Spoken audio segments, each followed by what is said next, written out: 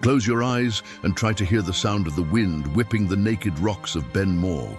Imagine a sky that never knows a full blue, but instead dresses perpetually in a plumous grey, heavy with clouds that seem to weigh upon the shoulders of those walking below.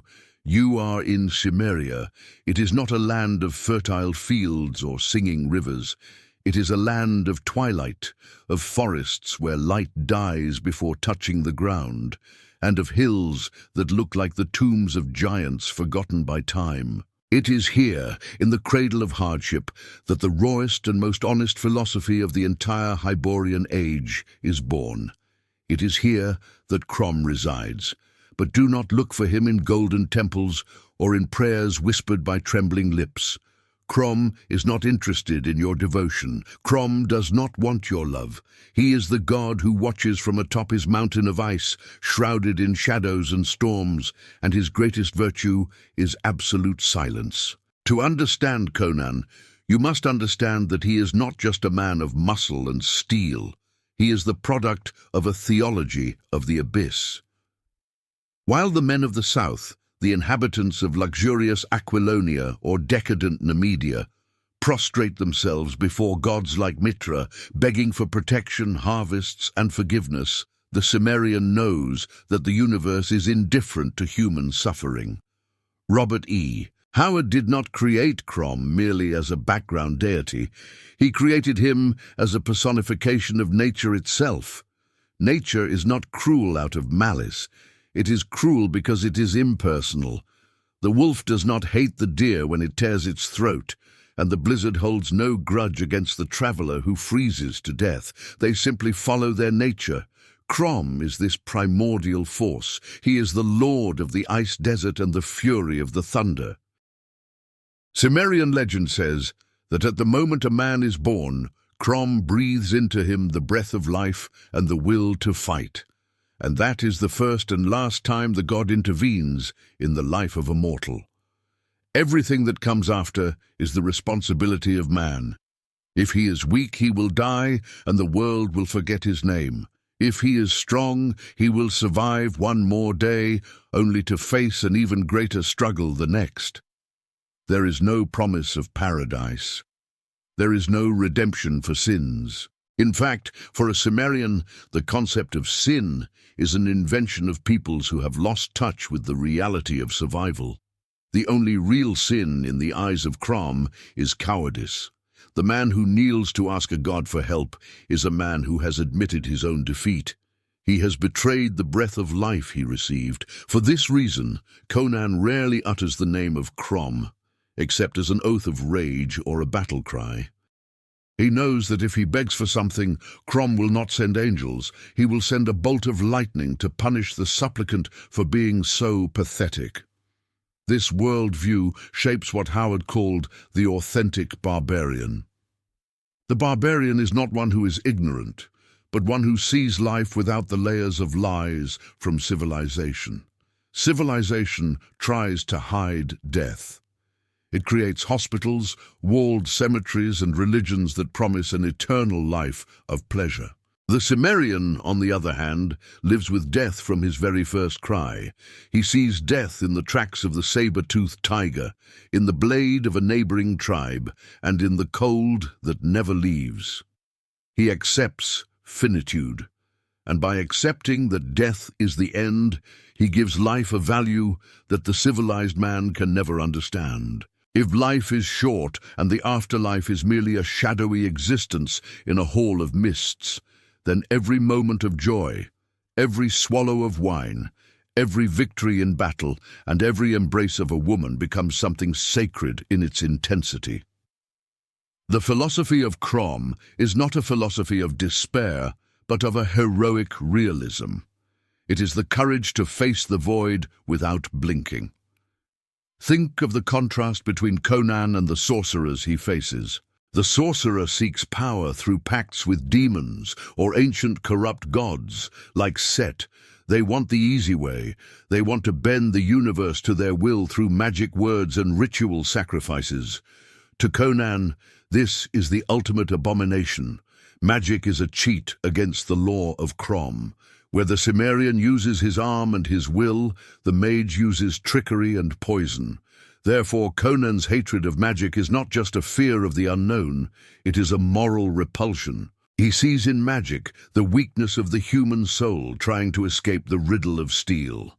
And what is the Riddle of Steel? Many remember the cinematic version, but in the literary lore, the riddle is the fusion of mind and matter. Steel alone is just ore pulled from the earth. It has no value until it is forged by fire and tempered by effort. But even the best sword in the world is useless in the hands of a man without will. Steel only gains life when it is an extension of the warrior's determination.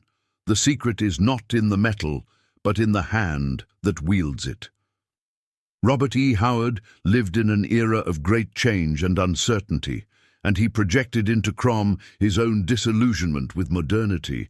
He saw cities as prisons of the spirit, where men became small and petty under the weight of laws and bureaucracy. Crom is the antidote to mediocrity. He demands that you be the best you can be, not for a reward, but because that is your only function in the universe. If you are a blacksmith, be the best blacksmith. If you are a king, rule with the weight of your own authority, not by divine right, but because you are the only one capable of holding the kingdom together. Conan does not become king of Aquilonia because Crom chose him. He becomes king because he had the audacity to take the crown with hands stained with blood, and the wisdom to keep it on his head while everyone around him conspired. Crom looked down and saw a man doing what had to be done, and Crom remained silent. Often people ask why Conan, being a barbarian, possesses such a strict code of honor. The answer lies in his relationship with the truth. In Cimmeria, a lie is hard to sustain. If you say you are a great hunter and bring no food, your family starves. If you say you are a brave warrior and flee in battle, your people are massacred. The physical reality of barbarian life punishes falsehood instantly. Crom is a god of hard truths. He is the ice that cuts the skin and the steel that cleaves the bone. Conan carries this with him to the southern kingdoms. He is perplexed by how diplomats lie, how merchants steal with smiles, and how lovers betray each other for fun. To him, this is a form of madness. If a man gives his word, he pledges his life, for a word is like steel. If it breaks, it is useless. This integrity does not come from a love for one's neighbor, but from a deep respect for one's own existence. The geography of Cimmeria is Crom's own body. The mountains are his teeth, the storms are his voice, and the darkness of the forests is his cloak. When a Cimmerian dies, he believes his soul travels to Crom's domain. But do not expect harps or banquets. The Cimmerian afterlife is a land of shadows where the dead wander aimlessly for all eternity, mourning the loss of the sunlight and the warmth of blood. It is a grim fate, yes, but it is precisely this vision that makes Conan such a vital character. He does not fight to earn a place in heaven. He fights because the fight is the only thing that truly belongs to him. He is the master of the now. As long as the sun shines over his head and he can feel the weight of the sword on his hip, he is a god in his own realm. Crom may be the lord of the universe, but Conan is the lord of his immediate destiny. This absolute autonomy is what makes the philosophy of Crom so attractive and at the same time so terrifying. It strips away all excuses from the human being. You cannot blame the devil for your failures, and you cannot thank God for your victories. You are alone. This existential solitude is what Howard explored in tales like Queen of the Black Coast or The Tower of the Elephant. Conan faces cosmic horrors, gods from other worlds, and beasts that defy logic, but he never loses his center. He knows who he is. He's a son of Cimmeria, forged in ice and tempered in blood. The fear he feels is a physical fear, never a spiritual one. His soul is armored by Crom's indifference. If the world ends tomorrow, Conan will die laughing, for he extracted from life everything it had to offer, without asking anyone's permission. We must also consider the role of fate in the Hyborian Age. Howard constantly flirts with the idea that fate exists, but he suggests that fate is something shaped by the hammer of will. Crom breathes the potential, but man carves the reality. Imagine the top of the mountain where Crom resides. It is a place of absolute silence. There, time does not matter. Ages pass, kingdoms like Stygia and Hyrcania flourish and disappear into dust, and Crom remains unchanged. He is the reminder that, in the end, civilization is just a brief interruption in the long monologue of barbarism. Conan is the agent of this truth. He is the barbarian reminder in the heart of the empire. He is the cold wind that blows through the silk curtains of palaces, reminding kings that they too are made of flesh and that steel does not care for titles of nobility. The philosophy of Crom is, ultimately, a philosophy of personal power and total responsibility. It teaches that freedom is not something one receives, but something one takes. Conan is the freest man in the world because he is a slave to no one, not even his own gods. He respects Crom, he fears his power, but he does not bow. There is a famous scene where Conan says that if he dies and goes to the hall of Crom, the god will ask him, "What is the secret of steel?" And if he does not know the answer, Crom will cast him out of his hall and laugh at him.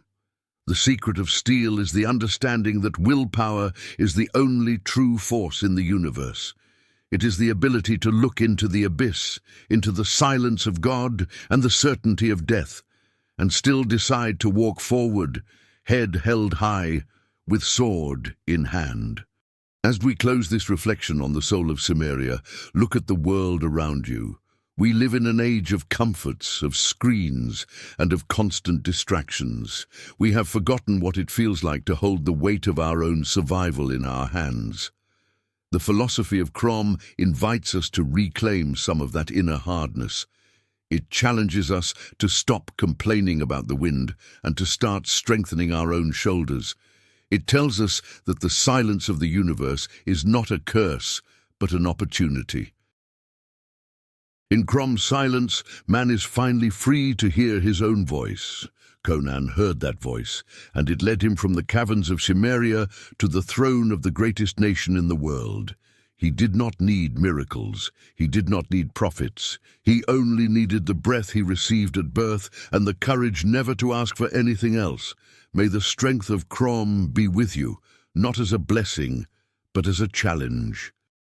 May you find your own riddle of steel, and when your time comes to walk through the eternal mists, may you look back at the mountains and know that you lived with the intensity of a storm.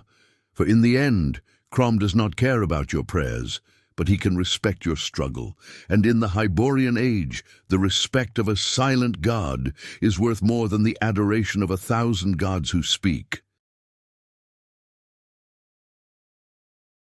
Honor the steel, trust your arm, and never, under any circumstances, expect anything to fall from the sky without you having to fight for it. This is the law of Cimmeria.